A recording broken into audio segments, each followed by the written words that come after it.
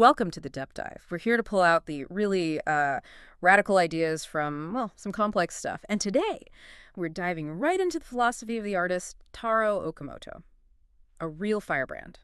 Okay, let's unpack this. So Okamoto wasn't about, making you feel comfortable. Not at all. His message, it's pretty shocking actually, but also kind of universal, basically said, stop chasing happiness. And definitely stop being scared of being alone instead. Just 2 words. Live exclusively. Yeah, it sounds like, just rebellion, doesn't it? But there's something deeper. It's a real call to life. Okamoto really makes you face this difference between looking for that comfortable, stable kind of happiness, which famously he saw as a kind of curse, actually. A curse. Yeah. Wow. And compare that to finding this consuming, almost ferocious joy, what he called great ecstasy, or kinky. Because for him, that standard happiness, the good job, the quiet life, it often just becomes an excuse, right? An excuse to avoid any real challenge. It keeps you stuck, comfortable, but stuck.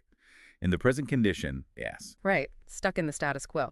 So if you've ever felt, I don't know, a bit restless with all the pressure to just be safe and settled, then you're probably feeling exactly what Okamoto is getting at. Today, we're digging into why he thought we need to swap that safety for raw intensity.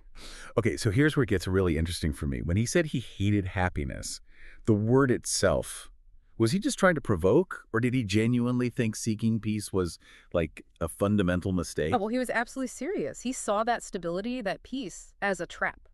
Because it depends on, well, everything being smooth, no friction. The thinking goes that only people who are maybe fundamentally dull, and I mean dull in the sense of not questioning things, only they can be truly happy in that conventional way.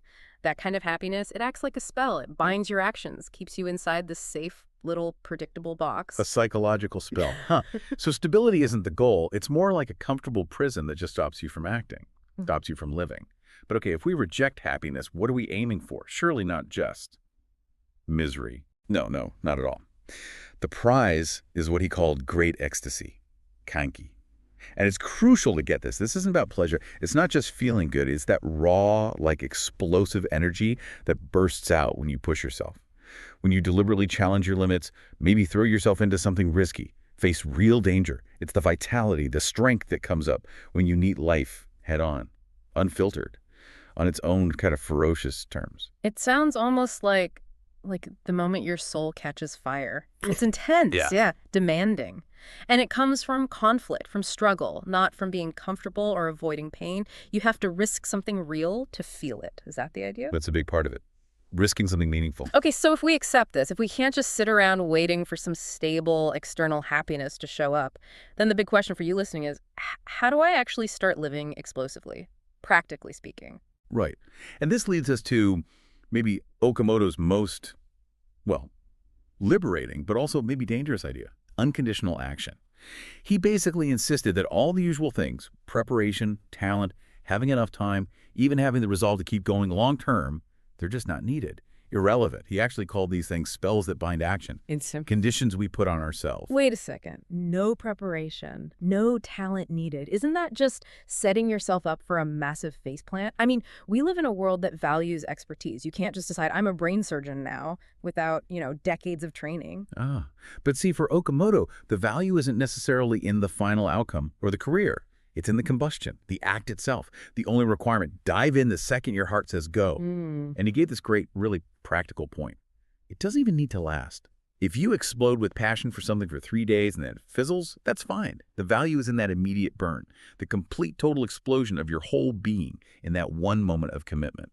Okay, I think I'm getting it. So it's about the internal fire, not the external trophy. And that 3 days is fine part, that's actually quite liberating, isn't it? Especially if you're someone like me sometimes, paralyzed by the thought of huge long-term commitments. But, all right, if I leap without looking, I am going to stumble. I'll probably fail. People will criticize. How do this unskilled, unprepared me, deal with that? The embarrassment, the feeling small. Exactly. And that's where he talks about the curse of comparison. Uchi, that's the mental armor you need. He argues that what we normally call confidence, that feeling of self-assurance, it's mostly an illusion. Why? Because it's almost always born from comparing ourselves to others and feeling like we measure up or are maybe even a bit better. Right. Relative confidence. Exactly. And the moment you meet someone way more skilled or talented or whatever, poof, that confidence just shatters, doesn't it? Because it was built on sand. So the real thing you need isn't that shaky relative confidence. It's what he called absolute sense. This means basically completely stop evaluating yourself based on others. Just stop. Commit to living by your own internal values, your own sense of things. And yeah, accept your flaws. If you're unskilled, well, you're unskilled. That's just what you are in that moment. The key is seeing yourself as an absolute existence, not a relative one whose worth goes up and down depending on who walks into the room. I think I see. So the goal isn't how can I be better than her or how do I measure up to him? That's exhausting. It never ends. The goal is just to be fully me, whatever that looks like right now, flaws and all. And somehow, accepting that supposed smallness paradoxically gives you huge freedom inside. You got it. That's precisely it. He basically said, look, there will always be countless people better than you at anything, always. Trying to maintain confidence in that shifting relative world. It's impossible. It just wears you out. You have to step off that comparison stage completely. Right. Let go of needing other people to approve or understand or value you. Okay. This whole philosophy act now, don't compare, it feels so rebellious, very modern in a way. But the intensity of it, the demand for this radical self-honesty, it also feels kind of ancient, doesn't it? Did Okamoto connect this idea, this explosion of life, to any deeper roots, like in Japanese or Eastern thought? Oh, absolutely, yes. You're right, it's deeply connected, especially to Buddhism and Zen. Okamoto's call to live explosively. It really echoes this profound understanding you find in those traditions that life's core essence isn't stability, it's not comfort. It's this uncontainable dynamic energy. And this state of being, this intense aliveness, it's actually described in some deep traditions as Great Ecstasy, mahāsukha in Sanskrit. Mahāsukha, Great Ecstasy. Exactly. And it's a joy that goes way beyond just feeling secure or getting physical pleasure. It's born from awakening itself, from seeing reality directly. Zen practice points towards the same kind of fierce, immediate reality.